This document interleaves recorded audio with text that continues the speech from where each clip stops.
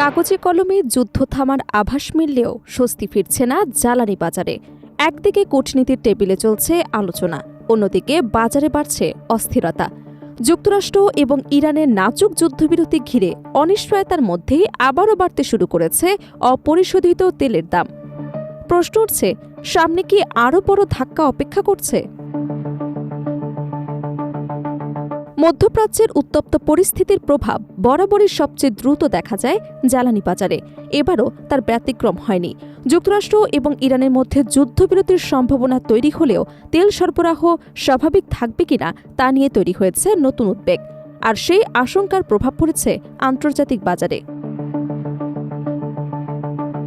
বার্তা সংস্থা রয়টার্সের প্রতিবেদনে বলা হয়েছে, আন্তর্জাতিক বাজারের অন্যতম প্রধান সূচক ব্রেন্ট ক্রুড তেলের দাম বেড়ে প্রতি ব্যারেল $81.66 পৌঁছেছে।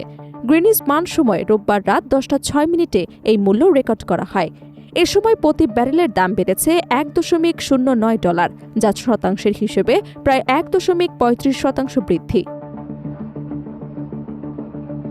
দিনের শুরুতে এক পর্যায়ে ব্রেন্ট তেলের দাম $82.30 পর্যন্ত উঠেছিল। তবে এর আগে গত সপ্তাহে অপরিশোধিত তেলের দাম কিছুটা কমেছিল, কারণ কয়েকটি তেলবাহী জাহাজ নিরাপদে হরমুজ প্রণালী অতিক্রম করতে সক্ষম হন। বিশ্বের অন্যতম গুরুত্বপূর্ণ এই নৌপথ দিয়ে বিপুল পরিমাণ তেল পরিবহন করা হয়, ফলে হরমুজ প্রণালী নিরাপত্তা নিয়ে যে উদ্বেগ তৈরি হয়েছিল তা কিছুটা কমে আসে। বিশ্বের জ্বালানি সরবরাহ ব্যবস্থায় হরমুজ প্রণালীর গুরুত্ব অনেক বেশি। এই পথ দিয়ে মধ্যপ্রাচ্যের বিভিন্ন দেশ থেকে এশিয়া এবং অন্যান্য অঞ্চলের তেল রপ্তানি করা হয়। কোনো কারণে এই পথে সংকট তৈরি হলে আন্তর্জাতিক বাজারে তেলের সরবরাহ কমে যাওয়ার আশঙ্কা তৈরি হয়, আর সরবরাহ নিয়ে সামান্য অনিশ্চয়তাও তেলের দামে বড় প্রভাব ফেলে। এদিকে যুক্তরাষ্ট্র এবং ইরানের মধ্যে চলমান সংকট সমাধানে কূটনৈতিক তৎপরতা চলছে। কাতার ও পাকিস্তানের মধ্যস্থায় সুইজারল্যান্ডে শুরু হয়েছে দুই দেশের উচ্চ পর্যায়ের আলোচনা। যুদ্ধ পরিস্থিতির অবসান এবং একটি অন্তর্বর্তীকালীন চুক্তি বাস্তবায়নের লক্ষ্যে তৈরি হচ্ছে একটি রোডম্যাপ। কাতারের পররাষ্ট্র মন্ত্রণালয়ের পক্ষ থেকেও যুক্তরাষ্ট্র এবং ইরানের প্রতিনিধিদের মধ্যে আলোচনার বিষয়টি নিশ্চিত করা হয়েছে। আন্তর্জাতিক বিশ্লেষকদের মতে, মধ্যপ্রাচ্যের বর্তমান সংকট নিরসনে এই আলোচনা অত্যন্ত গুরুত্বপূর্ণ একটি পদক্ষেপ। ইতোমধ্যে দুই দেশের উচ্চ পর্যায়ের প্রতিনিধি দল সুইজারল্যান্ডে পৌঁছেছে।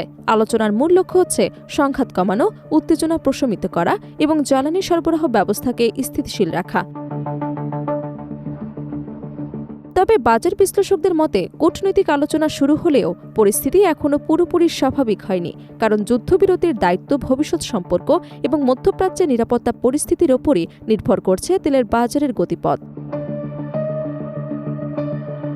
বিশেষজ্ঞরা বলছেন, যদি যুক্তরাষ্ট্র এবং ইরানের মধ্যে স্থায়ী সমঝোতা হয় এবং হরমুজ প্রণালীর মাধ্যমে তেল পরিবহন নির্বিঘ্ন থাকে, তাহলে ভবিষ্যতে দাম কমার সম্ভাবনা রয়েছে।